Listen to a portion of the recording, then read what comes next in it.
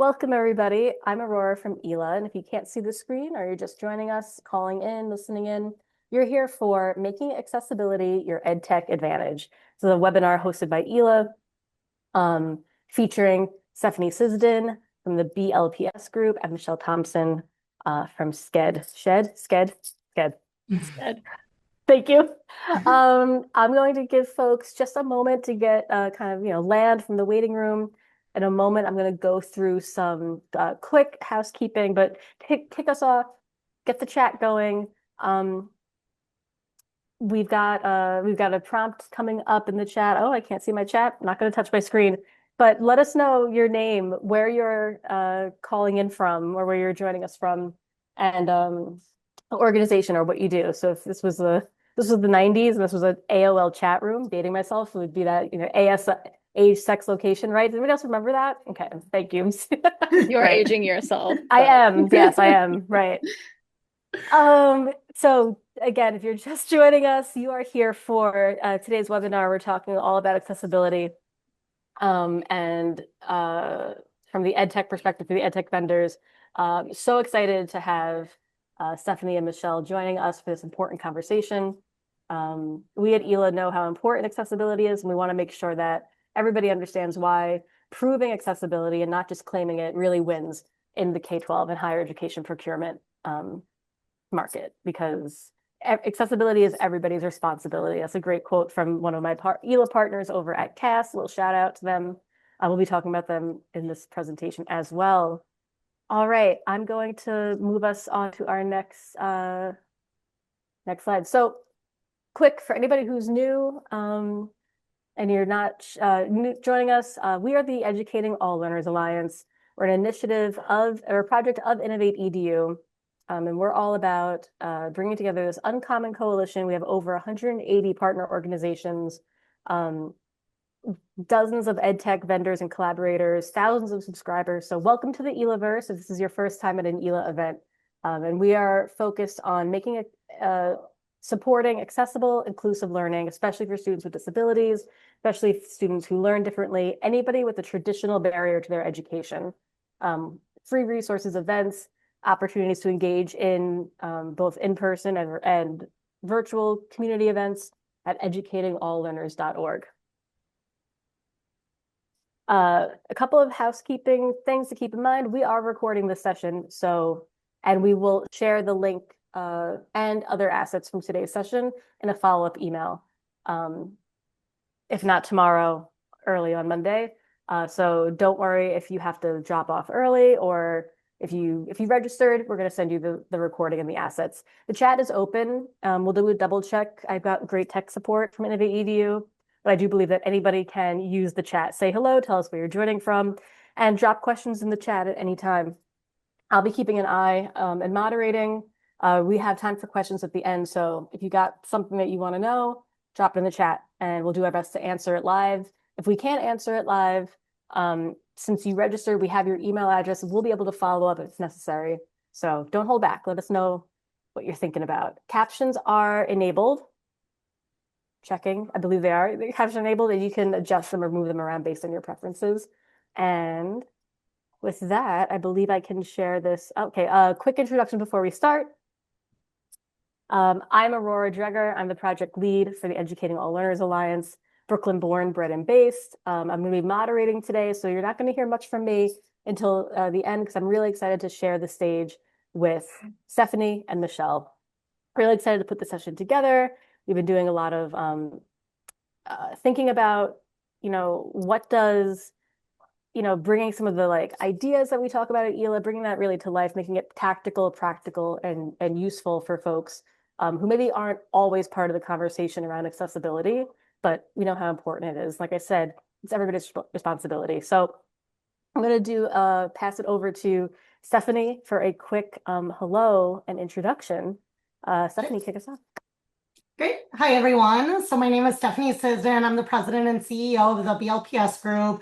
And ultimately, what we do is product development and compliance in education. So what that means in practice is we help educational publishers and solution providers build and launch their digital products in the education industry with accessibility, data privacy, and cybersecurity compliance built in throughout, not bolted on afterwards. And we actually worked with Michelle from Sched to help kind of bring their accessibility bring their accessibility needs, like just kind of solve some of their issues and make sure that they were able to meet the needs of the market. So today we're actually going to talk about what we did together to make that happen. So I'll pass it off to Michelle. I won't suck up any more air from the room. Michelle, do you want to introduce yourself from Sure. Sched? Yeah, thank you so much. So I'm Michelle Thompson. I run business operations at Sched. We're an event management platform. Most of our customers are schools, universities, associations. And the two reasons that I'm here today, which Stephanie kind of already segued into, I am the person that essentially gets the accessibility questionnaires from a lot of our buyers. So those things typically land on my metaphorical desk. I am a remote worker. So I know exactly what everybody is asking and when that ends up showing up in deals like throughout the process. The second reason is I was the champion for accessibility inside Sched. So I helped make that internal case, got the budget, and then, of course, worked with Stephanie to be able to get the team together to build that program out. So kind of been on both ends of the question.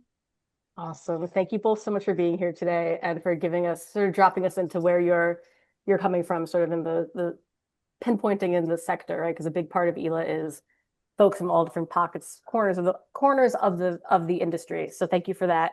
I'm going to turn it over to you, Stephanie. I'm still driving the slides. I'm going to do my best to follow along, but if I fall behind, just give me a little next slide, please. And folks in the chat, we've got some great hi, hellos.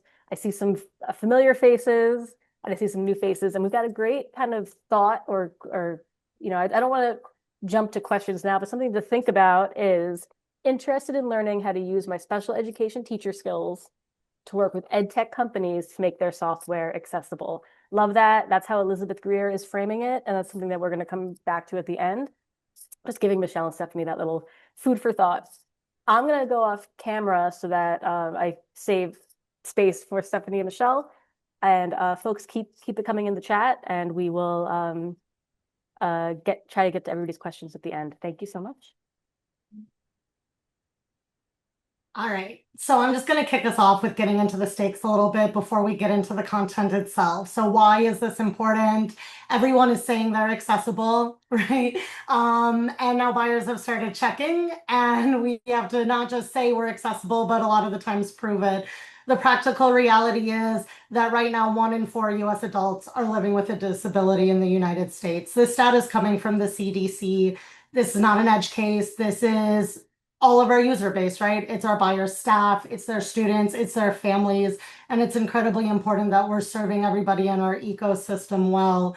Second, I mean, lawsuits, right? This is also the law. It's really important to remember that if you're not complying and you're selling into some of these spaces, there are consequences. So in 2025, Usable Nets Tracker actually tracked over 5,000 lawsuits. So there are practical consequences if you're not able to kind of serve all of these different learners and your buyers.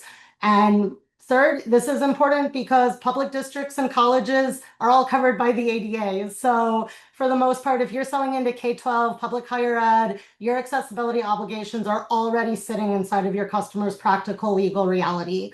And they are increasingly passing them off to vendors through different mechanisms to make sure that they are also meeting their compliance mechanisms. We'll get into that a little bit later. But long story short, your customers have to comply and you are a part of that. So the question really isn't for vendors like, do we care about accessibility at this point? It's can we prove it when someone asks? So that's our goal today. Aurora, if you could go to the next slide.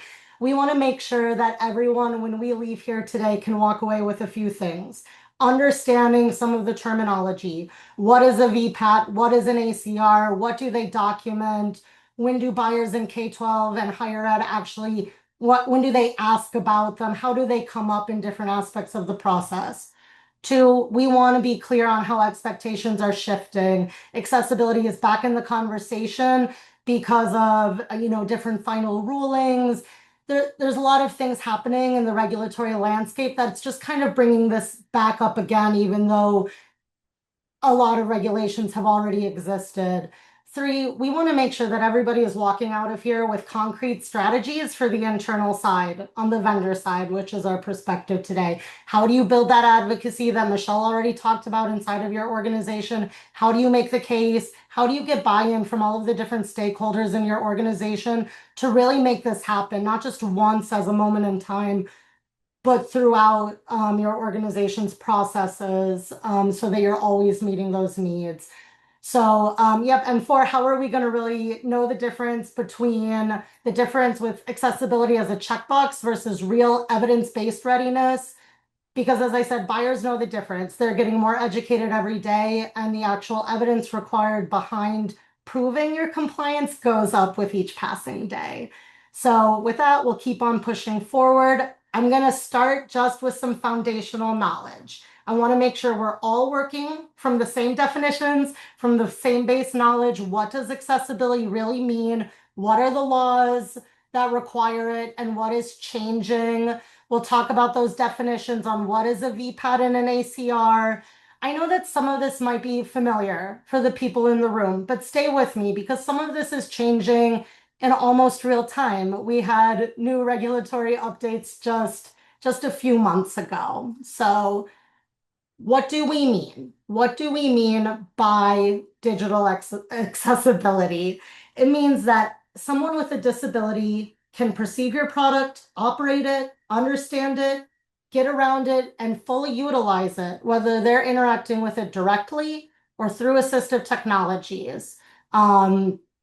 What in practice, what this really means is you have a website, right? You've coded maybe a variety of different buttons, and a seeing user might be able to get through and they can access everything just fine. But somebody using a screen reader might not have different form labels or different fields that they need filled out. So when there's tools and their assistive technologies are actually being used with your product, it fails and they're no longer getting the same experience. They might not be able to understand what a button is used for, what the purpose of forms are, and ultimately it's just not the same experience as somebody without a disability. The way we measure this is a shared yardstick. Unlike some regulations, this is really a nice thing. Having a set of standards that are really clear on what we can all adhere to. WCAG, WCAG, there's a lot of different ways to pronounce it, WCAG. Have your fun. Please don't make fun of me if I'm saying it the wrong way. I'll try to say WCAG or WCAG. It stands for the Web Content Accessibility Guidelines. And essentially, it's those set of standards to make sure that digital products and web pages are able to be used by anyone. They're tested at a few different levels. You might see things like the standard 2.0 versus 2.1. We'll talk about that a little bit later. You'll see things like A, AA, AAA. These are all different metrics to just kind of gauge where you're at, and the regulations call to them specifically. So what we need to know here today, not to get muddied or confused, is that right now, the standard that people are looking at, the shared yardstick, is WCAG 2.1 level AA. So if you're looking to know, how do I comply, that is truly where you're going to start, is just understanding how your product stacks up against those guidelines. Moving on. Oh, sorry, I'm actually still on that last slide. I just spent a lot of time in the first half. I do want to just take a quick second to talk about the difference between accessibility being built in versus an accommodation. So an accommodation is reactive. Something breaks for one user, you scramble and you fix it after the fact for this one user in this one use case. When we use WCAG, when we try to deal with accessibility, we're being proactive. We're trying to make sure that the product is built for everyone from day one. So an example, a district might buy a video product and later they need a transcript. If you scramble it together, you're accommodating them, right? That one customer with a transcript. but it really is telling that same district that you haven't thought about this in advance. If you're really truly thinking about accessibility from day one and you're using your standards, a lot of those tools will be available. So that's just one example. We'll keep on getting a little bit deeper in what people ask for and the different ways it might impact users. But ultimately, it's important to know assistive technology cannot fix missing structure, right? WCAG is actually there to make sure that your product has the base foundational structure that you need to work within an ecosystem, so that you work with the tools that are out there, so that any page or file or document that's exposed to a screen reader is able to be read by it. So it's not about saying, well, my product, no, there's this workaround. No, your product needs to be built adhering to these standards so that you work within this ecosystem, so that different assistive technologies can work within it. Because ultimately, if you haven't coded it in, the tech can't actually replace what you haven't done at all, and it can't compensate for that. Now we can go to the next slide. Thank you so much. So, okay. The obligation isn't new. Deadlines are changing. There's definitely a little bit of confusion about everything that is already on the books and what is happening now in real time. So we've put together this high-level view of the regulatory landscape. At the very left, you see kind of everything, I would say not nearly everything, but you see a high-level overview of some of the regulations that got us here. We had different regulations that came forth, like Section 504 of the Rehabilitation Act in 73. That was a program that was about making sure that any programs taking federal monies couldn't exclude people with disabilities. So you can see that this has been baked into our regulatory landscape for decades and decades. Over time, that kept on growing. So the ADA passed in 1990. They had a series of updates as well, making sure they're covering not just federal bodies, but also state and local agencies as well. So they kind of extend some of these accessibility regulations to the district level, to the state level, to the universities that we're talking about here.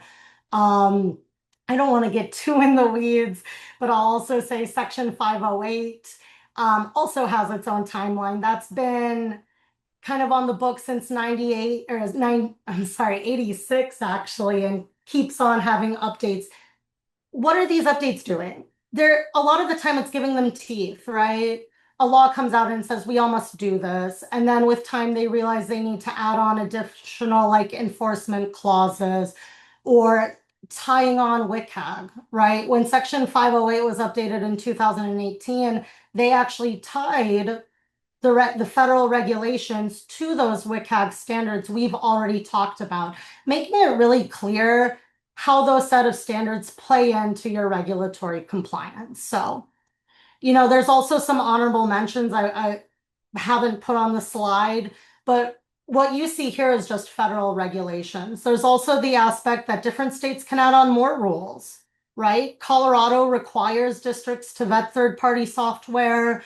Illinois has some specific laws to make sure certain public entities are buying with accessibility in mind.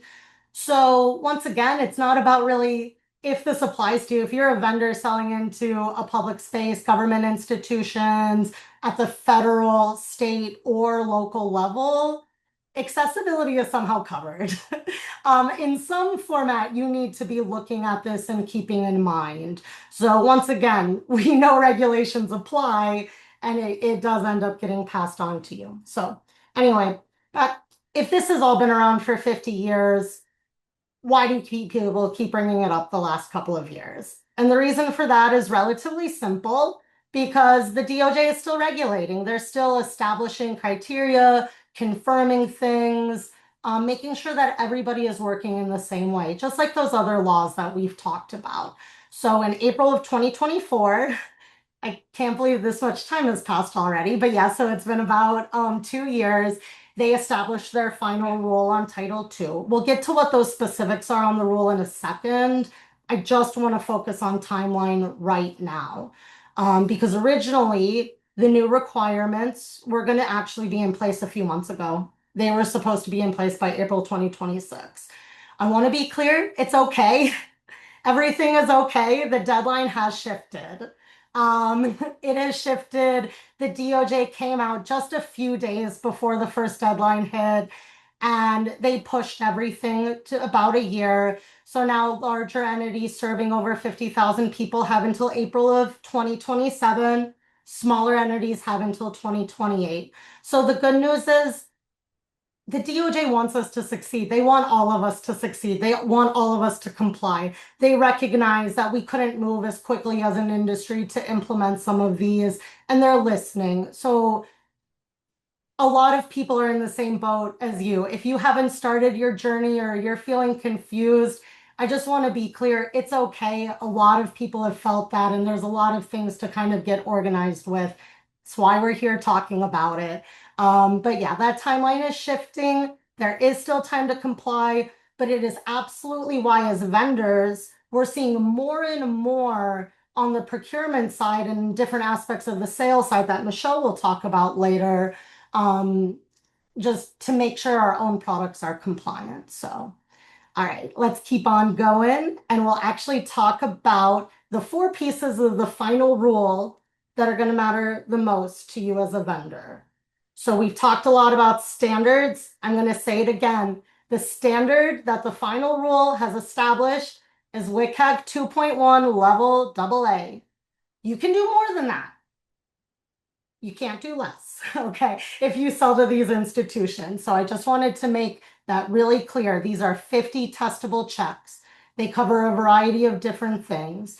Section 508 used the WCAG 2.0 standard. So, we actually, this law has, the final ruling has established something a little bit stricter. Your company might have assessed to 2.0 previously. If you have, make sure that you're looking at the 2.1 standard. Nothing has been removed, to be very clear. Only a few new checks have been added. Things like content reflowing when you zoom in, making things can work across different devices and accessibility technology. So once again, if you're at 2.0, you're really looking at building in those new controls into the process. You're not looking at getting rid of anything.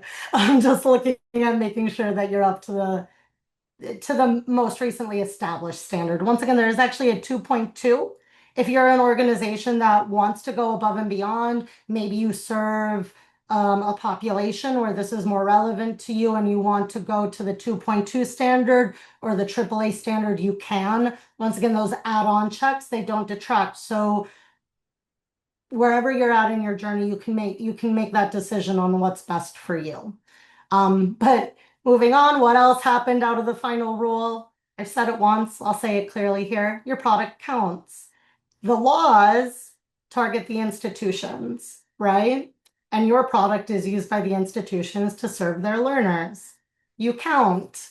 This was confirmed by the final rule. If you didn't think you might count, you do. So if you, once again, if your product is used by those institutions to serve learners, you must also adhere to these regulations.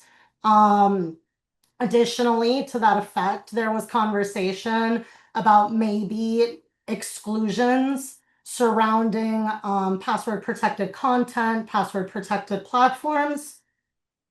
That was struck. There are no exclusions. Password protected content, content within LMSs, all of it needs to be accessible at every single level. So make sure, and I mean every single level, whether it's the LMS that you're delivering content through, the SCORM packages or the PDFs or the videos, the actual content that you're serving through those LMS, the implementation and help guides. We'll get into some of that later, so maybe I'm getting ahead of myself. But content stays in scope. We don't get to work around that. And once again, I mean, this final rule was really about closing gaps in understanding, making sure that everyone understands what their obligations are and who is responsible. We're all responsible in this ecosystem. So the last part, separate isn't equal. Basically, if you have a separate accessible version in the past that might have satisfied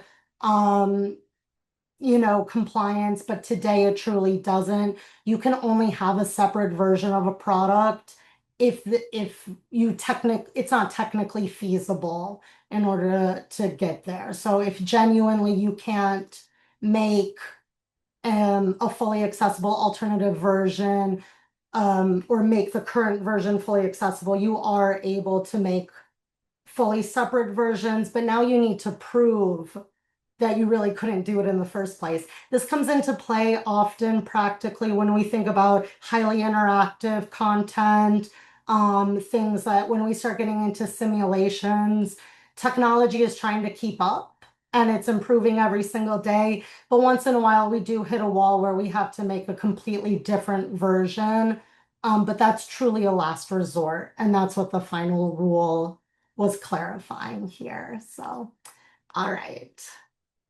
Next, I swear we're probably almost done with definitions and foundation. I promise. We're just going to define some of the paperwork and the reporting, so you understand what all of these acronyms mean. A lot of people here have probably heard, or maybe not yet, it's growing every single day, the term VPAT, ACR. What does it mean? How do you use them? Okay, a VPAT means Voluntary Product Accessibility Template. And it's just that, it's a template. It's provided for free by ITI, Information Technology Industry Council. I almost couldn't remember that acronym, but it's provided by the ITI to just try to get everybody reporting in the same way so that people in procurement can understand and read it in the same way, just making sure everybody is working similarly, swimming in the same direction. There are a few different versions of the VPAT, depending on what you need. Most people in this room are going to be looking at the Section 508 version. We'll include these slides. We've got resources at the end. This information will all be provided. But for the most part, people in this room will be looking at the VPAT, WCAG, or the 508 versions in order to serve their clients. There are, if you do international work, there are also European standards, international versions that might be applicable to you as well. We're not going to really talk about those today. Okay, so what is the difference between a VPAT and an ACR? If a VPAT is the template, ACR, which stands for Accessibility Conformance Report, is the filled-in template. Okay, once you actually fill it out and you have all of the conformance ratings and all of the information that your buyers need, it's actually the finalized report that you're going to provide your customers. It's kind of confusing. I'm just going to bring it up now. We'll probably bring it up again later. But VPAT and ACR are often used interchangeably. So a lot of what we actually talk about, like VPAT, ACR, VPAT's the empty form, ACR is it filled out. In procurement, you might hear either term. So that's why I really wanted to take a second and talk about it. Ultimately, something else that kind of surprises people, ACRs are self-reported. Now, what does self-report mean? You can hypothetically do it yourself. Ideally, though, what I mean is that you're a vendor and you are responsible for working with someone to fill it out correctly. So typically that actually looks like bringing in outside expertise, having qualified accessibility testing behind it. But ultimately, the ACR you produce for your company, it's up to you to go through the effort to do it. There isn't a certifying body that you're going to go send that through. We'll talk later about other options where you can go above and beyond. I know Aurora brought up CAST earlier, and I am also a big fan of CAST, so I'll make sure I bring up their certification. But the actual VPAT and ACR, it can be filled out on your own if just to get started, right? Depending on where you're at in your journey, that can be a great first step. What's really important is how you fill it out. That's why usually working with a professional is the best way. How do your actual reports instill confidence in people? You're not honestly probably going to instill confidence by just saying supports all the way down. You're going to actually instill confidence by having real, honest, specific remarks that somebody has gone through this with care. Almost no one is 100% accessible. That's not the goal here. The goal is to accurately report it. And it's even more important because in procurement, I hope I'm not stealing your slides later, Michelle. But in procurement, like these end up being part of your contract. So truly having honest remarks signaling a real evaluation that's occurred rather than something that you hope to achieve one day is the most important thing. And the people reading these reports are getting more familiar with them every single passing day. They know what they're looking at. They know what looks suspicious and what is typical with a vendor engagement. So, all right. Anyway, this is the foundational knowledge, talking about all of the different regulations, how we get here, the standards that we adhere to, the obligations that very clearly flow down. I think it's time to ask, where does the ask actually show up? Because this is when vendors aren't always prepared.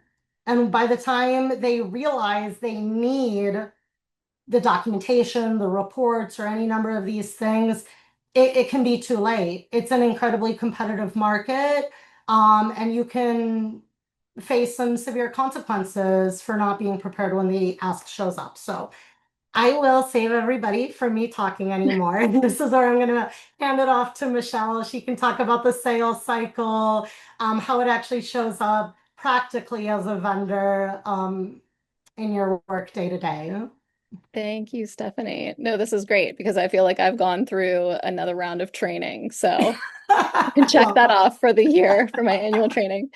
Right. So these are 4 areas where we typically see these asks coming up. They're not in any particular order, and they usually show up in different stages throughout the process. But basically, it depends on like the institution and how they specifically handle their accessibility requirements on their end. So some of them end up baking it into the RFP. Some don't ask until a specialist actually has hands-on in the product, like they're doing a pilot, they're test driving your product. And so this is just like, what each of those phases might look like. So one being discovery. So sometimes nobody even comes and asks you anything. They're not, at your door like, hey, where are your VPATs?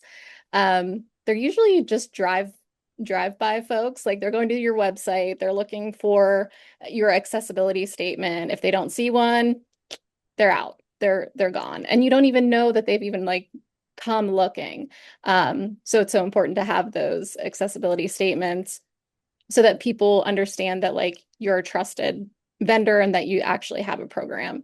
Otherwise, you just get ghosted, as the kids say. You don't even know that you're losing these deals at this point, is what I'm trying to say.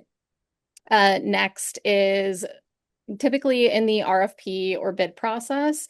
So when there's a real bid, it's usually one of 2 things. It's a checkbox where you essentially attest that you conform, or it's the ACR that Stephanie mentioned, and that ends up being like a required attachment that you submit along. Sometimes that ends up being scored, so they'll typically rank you with other vendors, take your ACR and theirs, and attribute like a number that they're trying to get total score, and then weight that average. So the wording is typically kind of all over the place. Sometimes it's even wrong. It's happened quite a bit. It can be a little bit confusing. And Stephanie kind of mentioned this before, Section 508. But we've been asked if we're Section 508 certified. And it's a very confusing experience because you're like, I know what that is. Am I missing something? Did something change? It's not a thing. There is no certifying body. So you can't really answer that question. And you can't typically answer a procurement question with, well, actually. So we've had to kind of learn to navigate those conversations. Because underneath all of that boilerplate, what they're essentially trying to get to is they want to know, does this product work for all learners? Does it help them support what they need to as far as their compliance obligations? So if you can answer that clearly, then the wrong wording stops mattering. The next thing that we usually see that I kind of touched on in the beginning is the demo and pilot.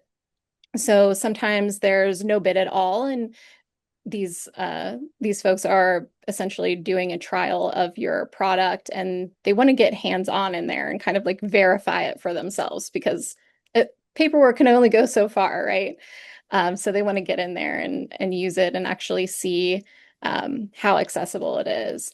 And they'll typically bring in real assistive tech users to actually test it. And this is where the rubber meets the road, right? The claims meet reality. So your ACR can look perfect, but if the screen reader dies on your login screen, you're done. The other place that we always see come up is in contracts and renewals. So everything that you answered in your like VPAT, your ACR, your questionnaires, that comes back in the contract. So it's doing double duty essentially, and they're holding you to those standards that you say you follow. And so what happens is, they want to know if something's found, how fast can you fix it? Sometimes they add indemnifications, which I've had many conversations with Stephanie about, which is another reason it's so important to partner with someone who has the experience, because you can typically lean on them whenever you come into situations where you're like, this is a little bit confusing or scary, because legalese, it always is. It always ends up being a very fun conversation. And it signing those contracts does not like end the program, right? It's a continuous thing. Maybe a new person takes over for that customer's procurement, and maybe some policies change within their organization. Maybe a complaint comes in, and now you're having to answer, all of these questions over again to get everybody on the same page. And it can happen a lot of the times during renewal conversations as well, if somebody's taking over that contract. So yeah, there's not really like a surefire pattern. So any stage, any wording, anybody on the team might end up getting the question. So a lot of the times from our team, the people getting these questions are the sales team, it's our customer facing team, it's our support team.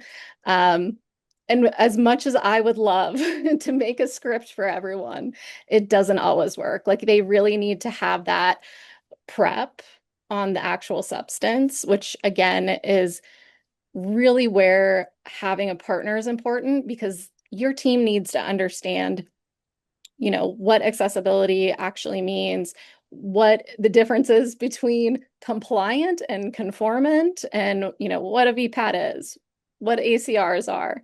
And be able to speak to that in real time, rather than, being on a sales call and saying, oh, well, let me loop in Michelle on this. Like, we really want to arm our salespeople and our customer facing people with the right information so that they can, have that trust exuded in those conversations with our customers. Can we go to the next slide, please? Thank you. Oh. Is that the next slide? I think you were one ahead. You think we're at what it costs when you can't answer. Okay. You're good. Yes. So my team is the one filling out a lot of this paperwork, these questionnaires, which means that I have a pretty clear view of what it costs a vendor who cannot answer these questions. And it's a pattern that we've kind of watched forming over time. And it's the big reason for why we moved as quickly as we did and when we did. So firstly, deals end up stalling for a lot of vendors. So a question can come in and the vendor doesn't have an answer ready, and the review just like fails. The deal at that point can completely like freeze. It can pause, and that's a terrible situation to be in, because they typically don't tell you why. You can guess, the reason around that, and they might tell you, budget shift, someone's changed roles within the organization, and the deal just goes quiet. The second thing is that the losses end up coming late. So when it falls apart after the demo, like we talked about. So that's after the vendor's already kind of like done the work of selling it. The buyers are, at a stage where they're testing with what we were talking about before with the screen readers or keyboard only. And that's where those gaps really end up showing up from, what you say in your ACRs or your VPAT, and what they're actually experiencing. And the third is, again, on that renewal side of things. So it used to be that, if you were the incumbent, it would buy you a lot of slack, just like in politics. And I think it still, to some extent, can be the case because a lot of institutions can make a case for your product, but you really have to be able to like show them that like you're working towards getting to a better state when it comes to accessibility. And on the fourth area, the risk does not stay on the buyer side. So it ends up landing in the contract like we talked about before, and their lawyers write all the very scary standards that you have to conform to and how fast you have to fix it, and the indemnification that we talked about, which is the hardest word for me to say. So if you end up reading a lot of those clauses at the time that you're going through red lines, you're in a very precarious situation because you're negotiating something that you've never really priced accordingly. And these buyers really don't wait around. They'll just assume no and, move on to the next vendor. So making it a real priority. So everything that I've described so far just assumes someone inside the company already decided that, this was worth spending money and time on. And that's the part that I think never really ends up in the case study, in the white papers. Somebody has to make that argument and get the budget, and then they turn that yes into something that the team actually, does every week. So this next section that we'll talk about is kind of on that money conversation, and then what we actually built at Sched with BLPS. So the common advice is, don't lead with it's the right thing to do, because that argument loses, your ask in those budget meetings. And it competes with, every other right thing that a company needs to do. I'll push back a little bit on that because I think in our case, it was a little bit different because it was the opener for me. It was really kind of based around our mission, which helped the argument. And to be honest, I was not introducing this idea of, being conformant with accessibility. Our CEO, Marvin, had raised it like very early on. And so the values case had already kind of had this believer at the top. And so what I needed to do was really kind of bring in the framing to connect it with our mission. So Sched, we are a product that exists because we want to bring people together. And so my pitch is really, you can't really bring people together if you're unintentionally excluding them. So you can't really argue with that. So that was kind of like my segue into then the money conversation. So even though I had our CEO, excited about things, I still had to make the case to be able to unlock the budget for us to get the program running. So what I first did was, found the exposure. So the advice that we have on the slide says to quantify it, and we definitely did. But the honest way for how that happened was not just me like building out a spreadsheet with, numbers and numbers of customers, but it was actually getting data from our customers through our sales team and our customer facing team. So that was on sales calls, renewal conversations, and questionnaires that we were getting. It was, questions about accessibility documentation. People were already starting to ask for VPATs before we even knew what that was. They were asking us, what our plans were for conformance. And we really started paying attention as we saw this, really kind of escalate. in the numbers that we were seeing from our sales team. So once you have that information, it's really easy to then look at like, okay, well, these are the customers that were asking these questions. This is their deal size. Oh, wow, it would be really terrible to lose this like very large customer. And, if we lose them, then, by default, we'll likely lose similar customers as well. And so you can really kind of like take that data back to your team to show, the monetary, the budget side to help make that case. The other thing which Stephanie talked about as well is these deadlines, right? So April of 27, April of 28, those are the dates that your buyers are really planning around, and it helps you create this urgency. And it's not by any means manufactured. It's like it's in print. They're moving forward with it, whether you like it or not. So that helps to also make the case as well. And then the cost curve, right? So fixing accessibility in design definitely costs a little bit.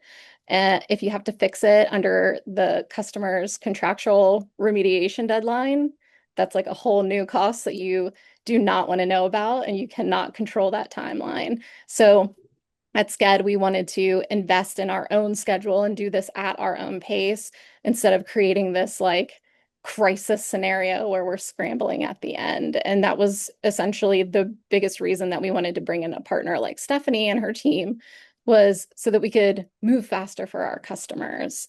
And then on the fourth side of this is making accessibility that differentiator, which sounds so strange to say out loud because shouldn't a product be accessible, period? Every time I think about it, it's so silly. But it should be the baseline, and it should like not have to be a selling point, but it is. And most of our vendors out there cannot answer that question to their buyers. So for the next few years, I think being able to answer these questions around accessibility makes these vendors more competitive. And I think it's definitely made us more competitive as well. So yeah, I don't know if you have anything to add, Stephanie. Well, I definitely agree with you in terms of it is strange to think of it as a differentiator when it should be the baseline. But especially like with these deadlines getting pushed out, I mean, it is a battle to prioritize within a company. So if you put this at the forefront, you can help people and make sales. It's a win-win. Yeah, So no, absolutely. I agree with you entirely with what you said so far. Yeah. And when it came to actually building the program, like I said, it wasn't something that, just came up for us and we had to Yeah. scramble. It was something that we had been talking about internally for a while. And I think the biggest part of making sure that this really went successfully and was established and continues to run is by us following these steps that are kind of outlined here on the slide, which, Mhm. first is we named an owner. It was me. And it's silly to say, but you really have to have that one individual that's running everything from soup to nuts, because if you have this like shared responsibility across your organization, then everyone owns it, which means nobody owns it. So at Sched, it ran through operations. So I was and still am, the accountable person. And it worked for us because I kind of sit at that intersection of all of the different departments within our company. So, I can pull in product, engineering, sales, support, and because these asks really touch all of those Mhm. departments.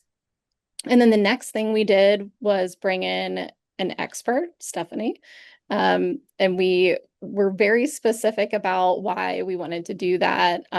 We wanted somebody that could actually do the audit. Stephanie talked about like you can do this on your own if you wanted to, but we really wanted to like build trust. So we wanted to partner with somebody that could actually, fill it out in a way that was trustworthy and easy to understand for our customers, and met the requirements that they were looking for. Um, And I also wanted to make sure that we had someone to help with some of the things that I couldn't potentially do a lot, like I would say specifically with the training aspect, because when you're doing a lot of the training, it is specific to specific departments and roles.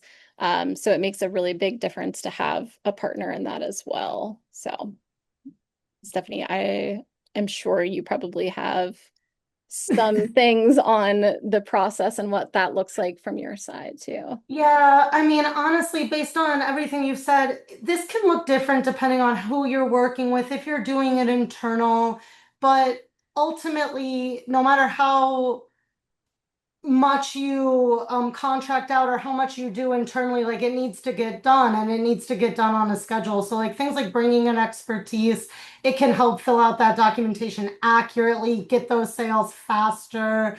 Really making sure that everybody knows that it's accurate. It goes into the contract.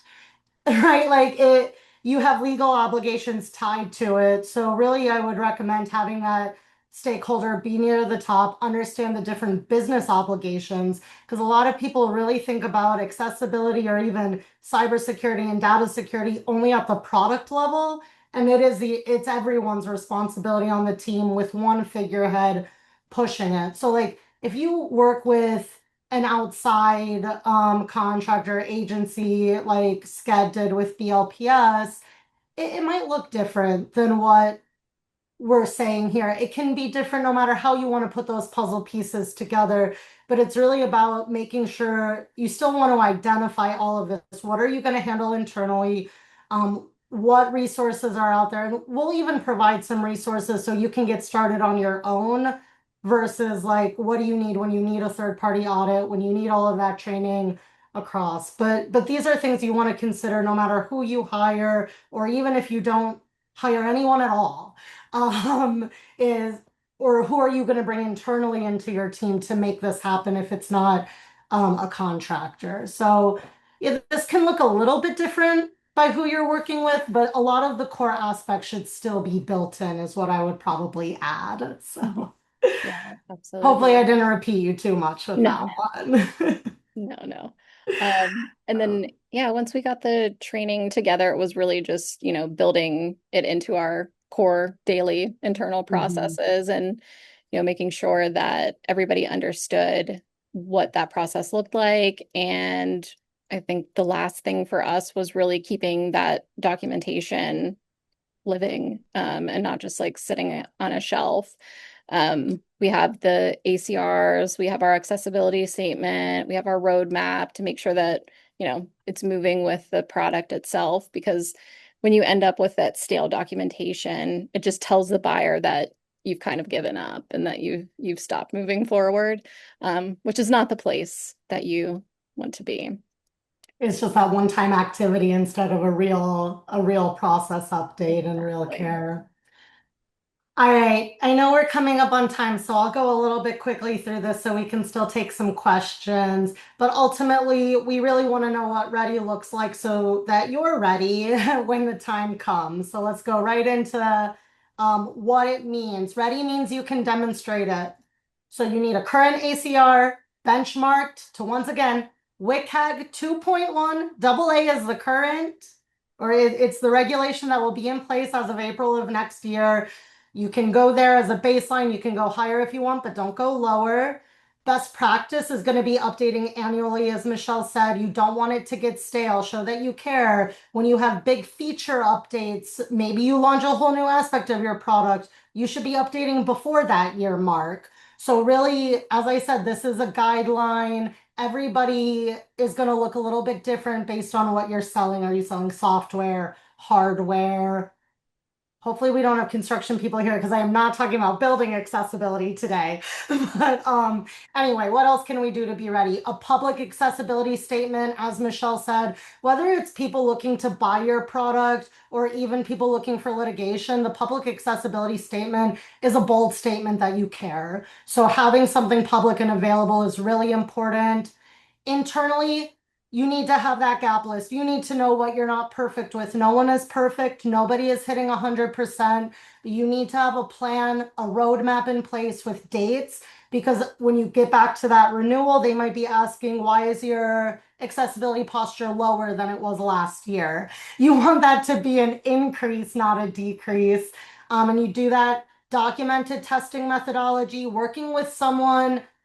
Please just don't do just scans. Please still have manual checks in place. Work with someone, anyone who is testing with real assistive technologies, with real tools.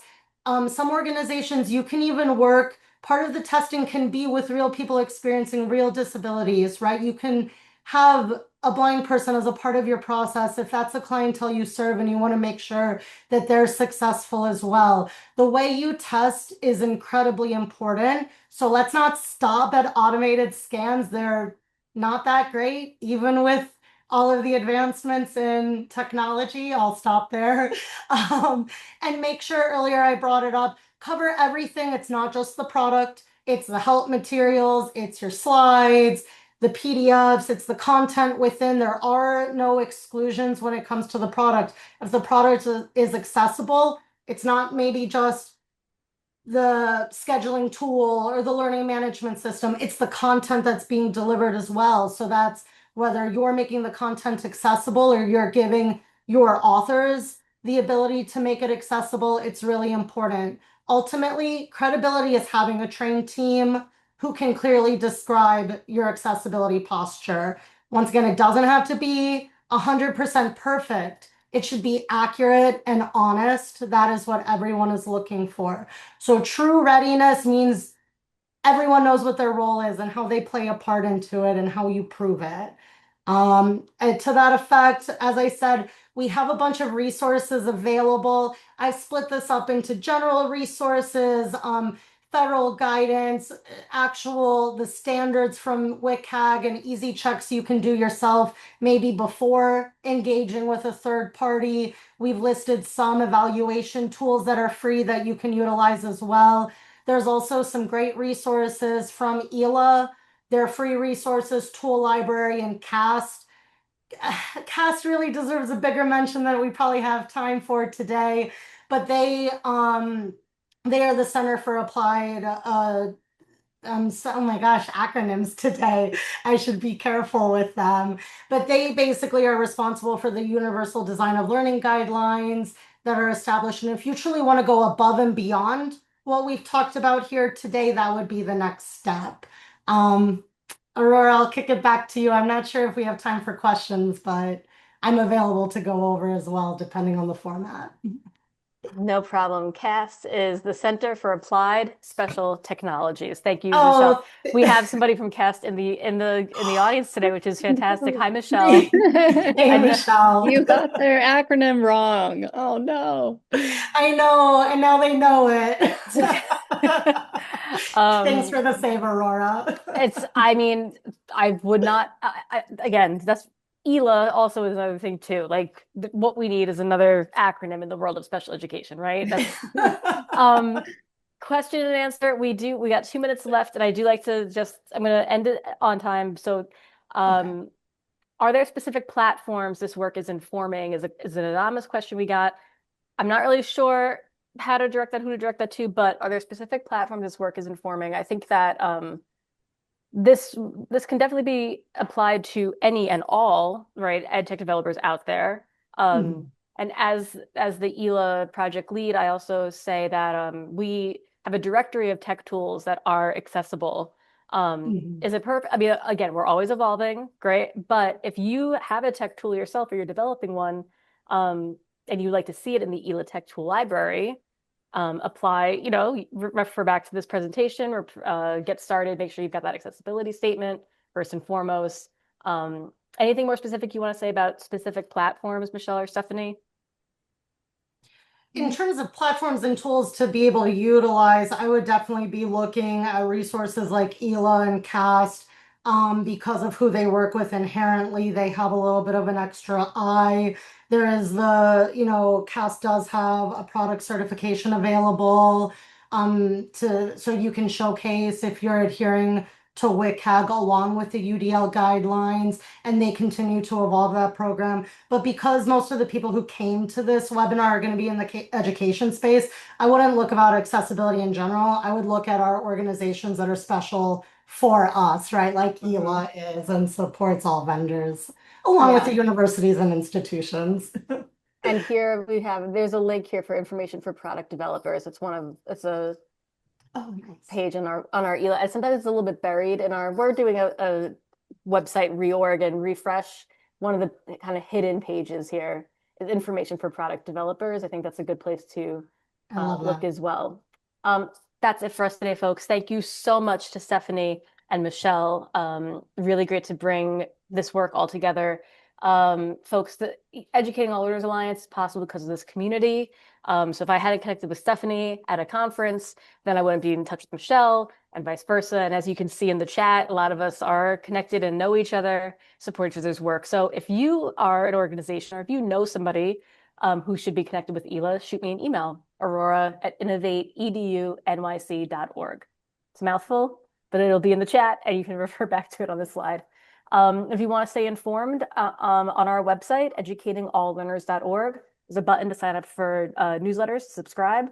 Great way to keep up to date with upcoming events, workshops just like this, webinars, podcast resources, all kinds of great stuff. And it's all free, a capital FREE, it's free. It's always the question I get.